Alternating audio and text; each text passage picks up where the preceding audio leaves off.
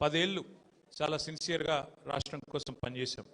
అన్ని రకాలుగా మా నియోజకవర్గాలను ఎట్లా బాగు చేయాలి, మా జిల్లాలు ఎట్లా బాగు చేయాలి, మన పల్లెలు ఎట్లా బాగుండాలి, ఏ టాస్క్ మాకు మా నాయకుడు ఇస్తే, ప్రజలు ఇస్తే దాని నిబద్ధతతో తెలంగాణని గొప్పగా తీర్చిదిద్దేదానికి తాపత్రయపడుతూ అందరం కూడా సమిష్టిగా పనిచేసినాం.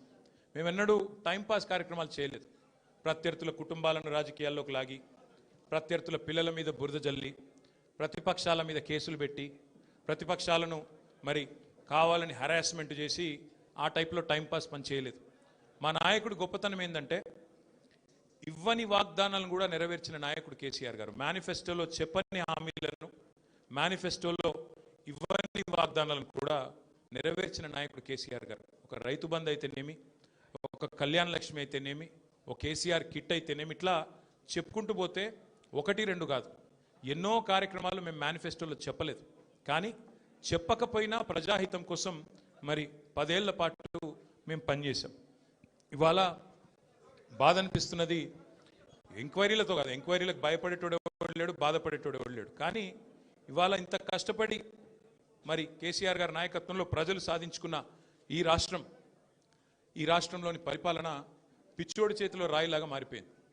పరిపాలన మీద దృష్టి లేదు, పరిపాలన చేత కాదు, ప్రజలకిచ్చిన హామీలు నెరవేర్చే సత్తా లేదు. అసమర్థుడి జీవనయాత్రలాగా ఈ 2 ఏళ్ళు ఏదో నెట్టుకుంటూ టైంపాస్ చేసుకుంటూ వచ్చినారు. ఒక్కొక్క రోజు ఒక్కొక్క డ్రామా. కొన్ని రోజులు కాళేశ్వరం పేరిట డ్రామా, కొన్ని రోజులు గొర్రెల స్కామ్ అని డ్రామా, కొన్ని రోజులు ఫార్ములా ఈ పేరిట డ్రామా, మరికొన్ని రోజులు ఫోన్ ట్యాపింగ్ అని చెప్పి డ్రామా. ఇవాళ ఒక బాధ ఎక్కడ అనిపిస్తుంది అంటే, చదువు, సంస్కారము, మర్యాద, హుందాతనం ఉన్న ఒక పార్టీ నాయకుడిగా నేను చేసే విజ్ఞప్తి, నేను చేసే ప్రార్థన ఏంటంటే, ఈ పుట్టిన మట్టి సాక్షిగా, అంతరాత్మ సాక్షిగా అక్రమ అనైతిక పనులు నేనెన్నడూ కూడా చేయలేదు అనే మాట స్పష్టంగా చెప్తాను. ఈ రెండేళ్లలో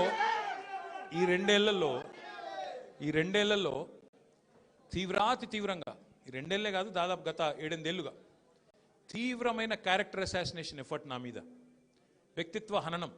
అంటే ఒక కుక్కను చంపే ముందు పిచ్చి కుక్కను ముద్రేయాలని ప్రయత్నం చేస్తారు కదా, నేనేదో డ్రగ్స్ తీసుకుంటానని, నాకేదో హీరోయిన్లతో సంబంధాలు ఉన్నాయని, లేని దిక్కుమాలిన వార్తలు రాసి నన్ను క్షోభకు గురి చేయడమే కాకుండా నా కుటుంబ సభ్యుల్ని, నా పిల్లల్ని, నా వాళ్ళు అనుకునే వాళ్ళందరినీ విపరీతమైన క్షోభకు గురి చేశారు. అయినా కూడా ఎన్నడూ బాధపడలేదు, బయటకు వచ్చి వేరే వాళ్ళలాగా దొంగ ఏడుపులు ఎడవలేదు.